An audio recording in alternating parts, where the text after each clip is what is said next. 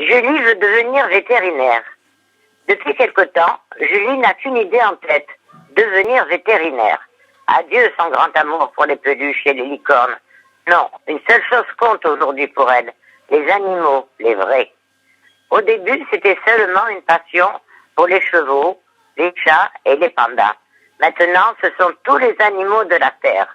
Gare à celui qui écraserait une fourmi en sa présence. Samy, tu m'aides à réviser mes animaux, s'il te plaît, demande Julie en lui tendant toute sa collection de cartes d'animaux en tout genre.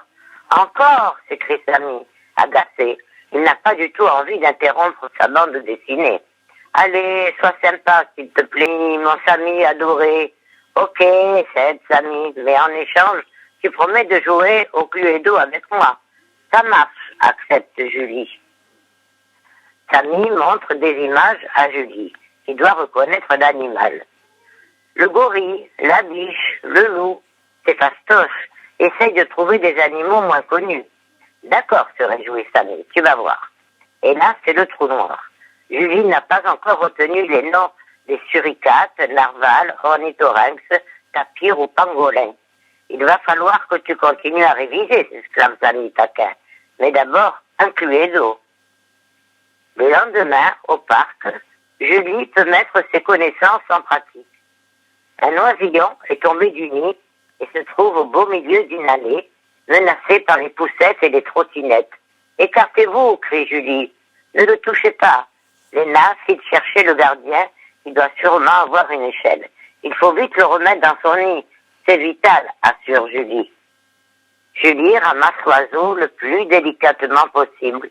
Il ne faut pas l'étouffer. Le gardien prend le petit oiseau et grimpe à l'échelle, doucement. Il dépose l'oisillon dans son nid.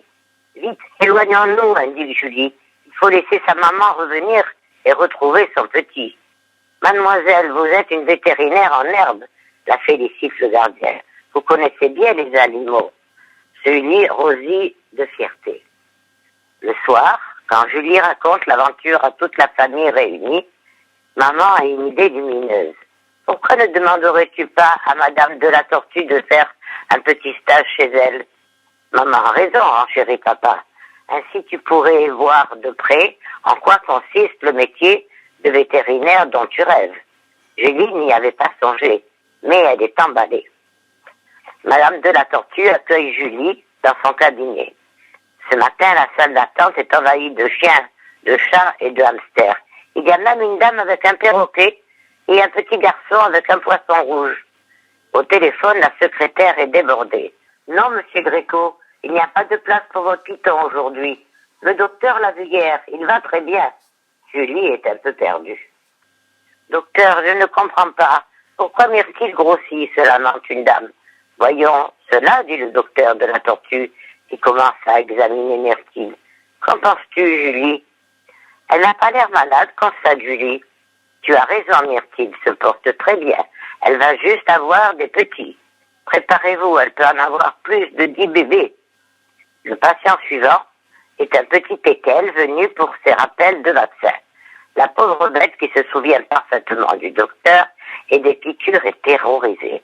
« Madame, restez dans la salle d'attente.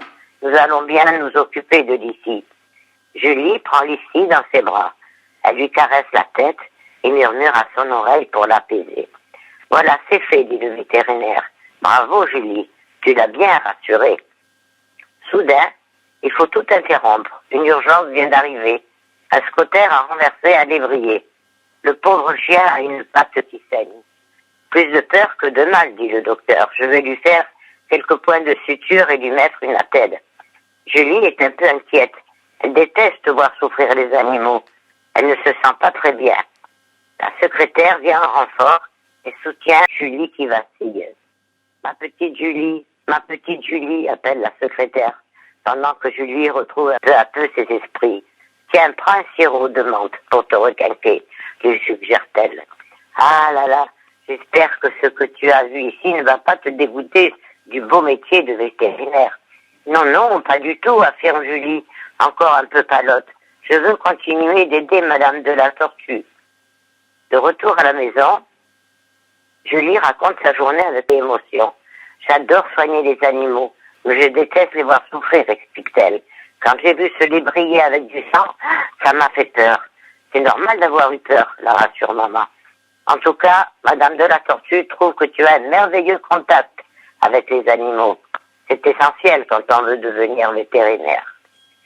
Dès le jour suivant, Julie est fermement décidée à approfondir sa formation de vétérinaire. Elle a pris des bandes et s'applique à faire des appels à chacune des pattes de Toby. Bonne patte, Toby se laisse faire. Que fais-tu, Julie? Demande papa interloqué. J'ai trouvé ma spécialité, répond Julie. Je poserai des appels aux animaux. Ma petite vétérinaire adorée, attelle-toi déjà à mettre la table.